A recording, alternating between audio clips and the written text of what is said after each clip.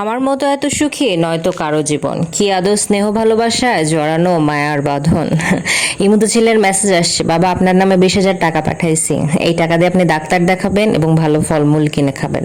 মেসেজটা পড়ে নিজেকে দুনিয়ার সবচেয়ে সুখী ব্যক্তি বলে মনে হলো। আমি কি আসলে এত সুখী? যাই হোক, মেসেজে আরো লেখা ছিল, গোপন নাম্বারে টাকাটা পাঠাইছি, আপনি জনতা ব্যাংকে আপনার আইডি কার্ডটা নিয়ে গেলে এটা আপনাকে টাকা দিয়ে দিবে, আর পিন নাম্বারটা ওদের কাছেই আছে। ঠিক আছে, আমিও তো খুব আনন্দেই থাকলাম। পরের দিন সকালবেলা ঘুম থেকে উঠেই রওনা দিলাম ব্যাংকের উদ্দেশ্যে।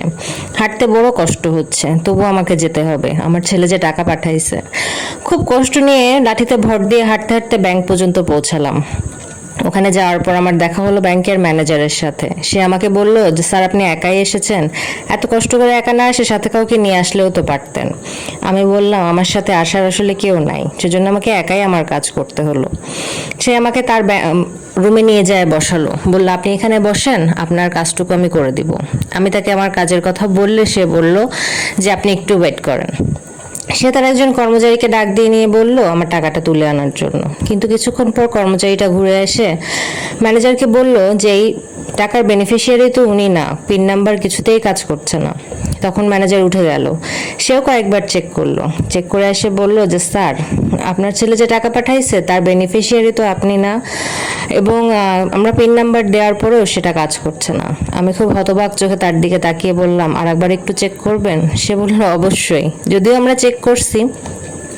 আমার কথা রক্ষার্থে তারা আরেকবার চেক করে আসলো, এসে বলল যে না স্যার আপনি এই বেনিফিশিয়ারি না। তারপর একটা নাম আমাকে বলল যে এই নামের কাউকে আপনি চেনেন? নামটা শুনে আমার দু চোখ ভর্তি হয়ে গেল পানিতে।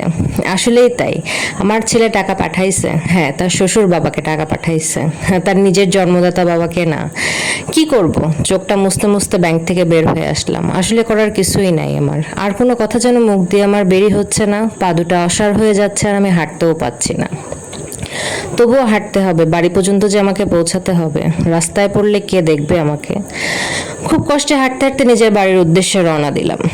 ছেলে শ্বশুরকে টাকা পাঠাইছে বলে আমার বিন্দু মাত্র আফসোস নাই, কিন্তু আমার ছেলে আমার অবস্থানটা দেখলো না, আমি যে কিছুই করতে পারি না, আমি কিভাবে দিন পার করছি, আমার ডাক্তার কিভাবে দেখানো হচ্ছে, আমি কি খাচ্ছি কি পড়তেছি, কোনোটাই তো আমার ছেলে দেখলো না। আর তার শ্বশুর বাবাকে দেখার মতো অনেক লোক আছে, সে একজন সুস্থ মানুষ, তবুও সে তাকে দেখলো।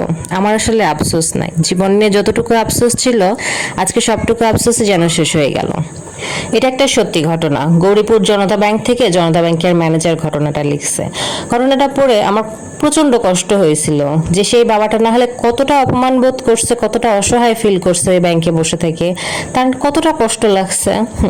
আসলে কিছু কিছু মেয়েরা আছে যারা বিয়ের পর চায় স্বামী সম্পূর্ণভাবে তাদের হয়ে যাবে, কিন্তু আসলে কি তাই হয়?